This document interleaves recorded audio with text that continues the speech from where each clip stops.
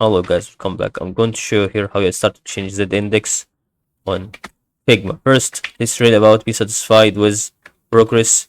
That is really to be important to deal with the situation to the index. So really, this is really very important to deal with what we are going to understand on the situation. So really, first of all, what you're gonna do is about to start to go to select the layer or object that you want actually. So we can select the object is really the circle. About to control